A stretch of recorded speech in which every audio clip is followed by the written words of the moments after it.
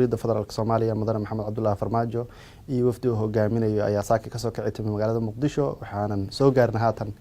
magaalada Damaam oo berri uu ka furmi doono shir madaxeedka 29aad ee dalalka ku bahoobay Jaamacadda Carabta.